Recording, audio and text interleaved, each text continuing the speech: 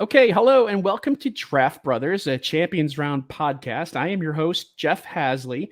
My draft brother, Dan Turner, is unfortunately unavailable for this show, but he'll be back soon. And today we're going to talk about the Texans. If you're curious about what Houston might do in the draft, especially their 2 first-round picks, you're not the only one. We're going to talk about that. And today we welcome to the show Steph Stradley, a longtime contributor of the Houston Chronicle for the Houston Texans, about what Houston might do in the NFL draft with their bevy of picks and what rumors she's heard. Steph, it's great to have you on the show. Educate us on the Texans and their potential draft plans. Welcome to Draft Brothers. Good to be here. It's known you for quite some time, so this is really great to have this conversation. But yeah, everything is open for the Texans. They are open for business, and Nick Caserio, that's the way he likes to be. We can talk about what the specific pick positions are, but he's made it very clear that he's not afraid of moving up in the draft, moving down in the draft, collecting a bunch of picks to get his guy at a particular spot. There's a lot of Texans fans out there who want to know what's up, so that's what we're going to try and do. Sure. All right. Okay, so question for you. First of all, we have DeMeco Ryans. Yes. Hired as the head coach of the Texans. And of course, you probably know him back from when he was a player. Yes. Which was, what are we talking like? This is the 2006, 7, 8, 9, right? Somewhere around 2006. Actually, the situation was kind of similar to the degree that people were pretty excited about a brand new start with the Texans because the 2005 season was pretty terrible. They get a brand new head coach that people are pretty excited about. Then the draft happens, and then there's a surprise pick. It's not Reggie Bush.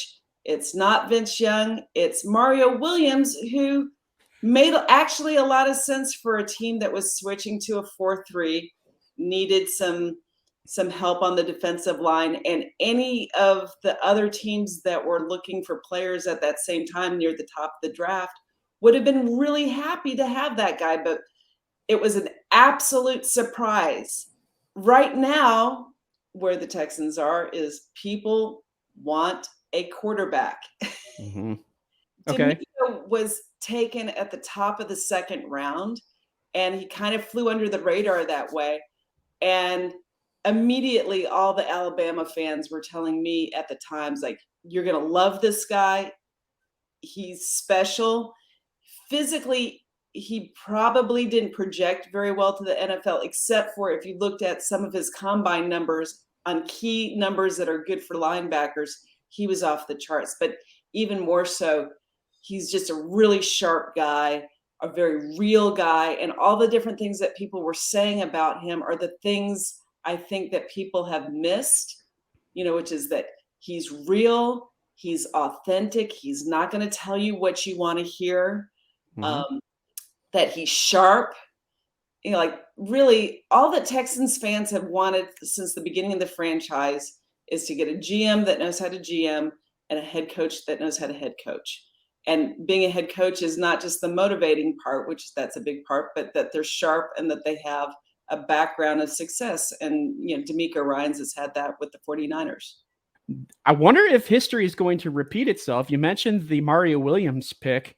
Could DeMeco Ryans take an Alabama defensive player in Will Anderson at 2, or is quarterback so much of a need that, he'll, we won't see that. Maybe at 12, right? We could see something like that, but yeah, the gossip, and I heard this independently, is, there's a report from ESPN that when different coaches were interviewing with the Texans to see about being their head coach, it was pretty much let known to them that, hey, we're picking quarterback at 2.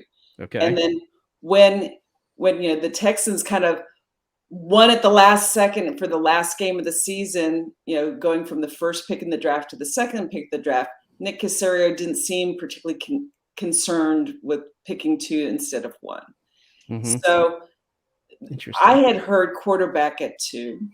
There's some people like, well, the quarterbacks are next year. Well, I mean, there's no we hear that every year though, right? There's no guarantee that happens. And then the other part of it is, and I've been doing this long enough to know that this is lying season. Yep. Sometimes when I'm not a breaking news person. If I hear stuff that maybe I shouldn't be hearing, I sometimes wonder, does somebody want me to know that? Yeah, so it's been leaked for your benefit. And there's plenty of teams that are desperate for quarterbacks. So now whether they actually go quarterback at 2, I don't know, because it's not one of those drafts where it's a no-brainer that you pick quarterback at 2. Me personally, I think I'd be pretty happy with whatever quarterbacks are available at 2. It will be very interesting to me to see this coaching staff with some of the players that they currently have and how much progress they can make, because the offense was not very good last year, which puts a lot of pressure on the defense. And then the defense wasn't very good last year, which puts a lot of pressure on the offense because you get so behind in games. They have 22 guys that are just going to be gone or are not under contract this year. And so how many do they bring back? How many leave? Who do they bring on? They have a lot more cap space this year. Do they pick quarterback at 2? Do they pick one lower? Maybe you want to go running back. How about they had picking Bijan Robinson in Texas?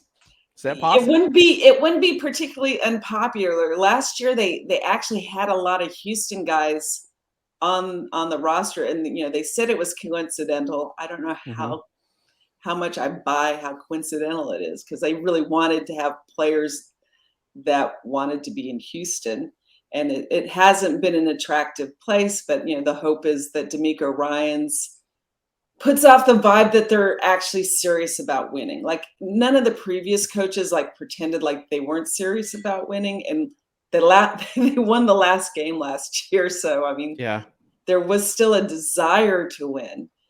But I think it's more credible to people both inside and outside the building that if you have DeMeco Ryans as your head coach, you have an interest in winning. So, so the big rumor is, quarterback at 2. But is that real, or is that, hey, Monty Hall, let's make a deal at number 2? It could. Do we know this because they want people to know this? Yeah. But part of me also says it's pretty obvious that they need some more quarterbacks. If you like sports and playing sporting games, download the Champions Round app, get playing, and start winning. Use the promo code DraftBros for a free $10 and check out our newest game mode, Spicy Slips.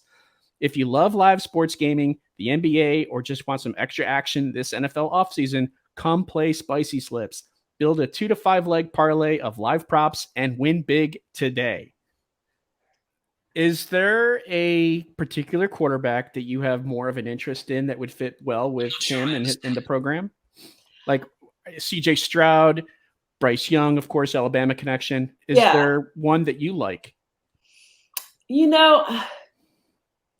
I try not to look too, the people that do draft stuff, that's all they do. They look through all the tape, and that's not me.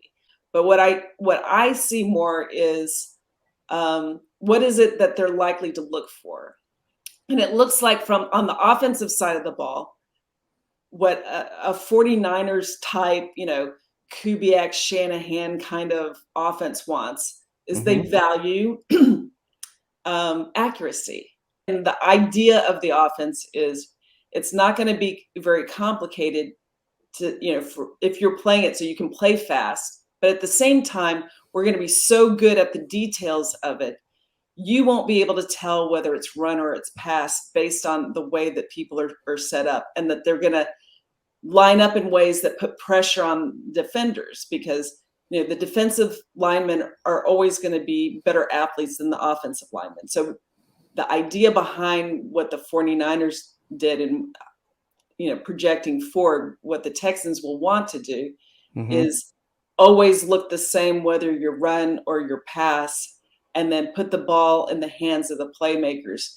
I guess if just listening to you speak and listening to what you have to say here, it sounds like they're probably not thinking about moving up to 1. They're just probably going to take whatever is left of the first pick, whatever Chicago does with that pick, whoever has that pick, and then Houston will take. I don't want to say sloppy seconds because it's not. It's the next best available type of player, and most likely it'll be a quarterback. We're going to find out. All right. Any thoughts about what they might do at 12? I mean, I know wide receiver is kind of a question, but you got Brandin Cooks, who is Cooks going to be there though? Yeah. Do we even know that? The local media is like, well, he's under contract, and maybe DeMeco would make a difference. And then John McClain came back and goes, he's out. So we'll take his word for it then. It sounds like it. It's not if his contract was easy to trade, he would have already been traded at the trade deadline. That's true. Last time around. Yeah, but if you're not going to have Brandin Cooks, then you're going to need someone. Well, there's glaring needs all over this team.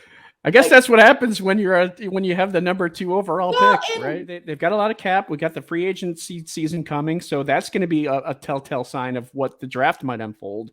What I think, I'm not saying what I think might happen, but I think what would be a good situation or scenario for them is if they took Cj Stroud, number 2. He doesn't go 1, so they take him 2, and then at 12 they get Jackson Smith-Njigba, right? His wide receiver at Ohio State, who we've seen before, Joe Burrow, as well as Jamar Chase having success, Tua Tagovailoa having success with Jalen Waddle, right? So that could be definitely an intriguing thing. I think the preference probably would be towards wide receivers that are all around wide receivers that are willing to do all the dirty work. Wide receivers under the scheme need to be able to block.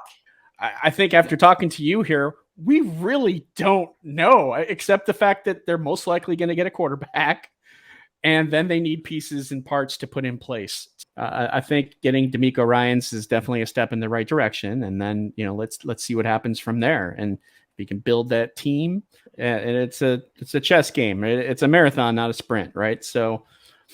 You mentioned running back. You mentioned, we both said, well, Bijan Robinson, he's available. Right? I mean, shoot.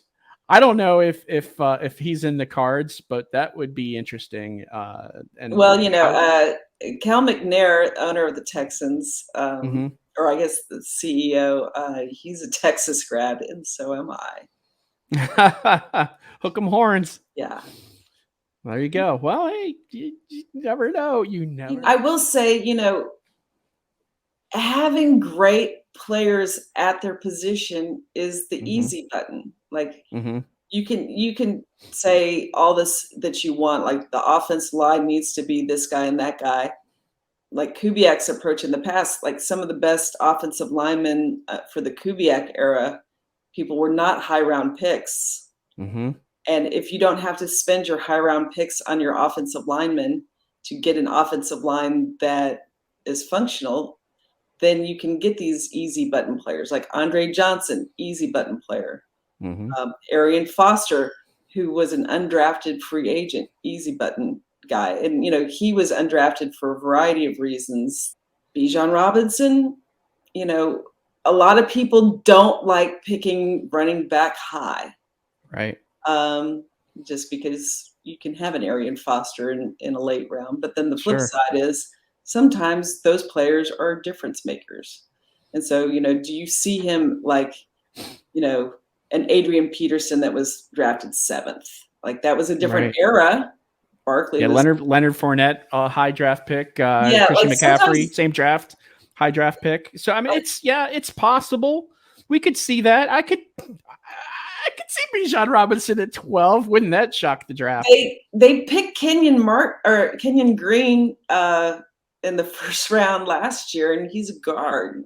Guard's not a premium pick unless you think that guy's going to be one of the best guards in the league. Thank you for tuning in. Thank you, Steph. We appreciate you sharing your thoughts and your insights about the Texans. And we appreciate your support. Please do us a favor. If you like the show, give us a like, a subscribe, comment, all that good stuff that helps us crush the algorithm. Download the Champions Round app, And don't forget to use that $10 bonus code.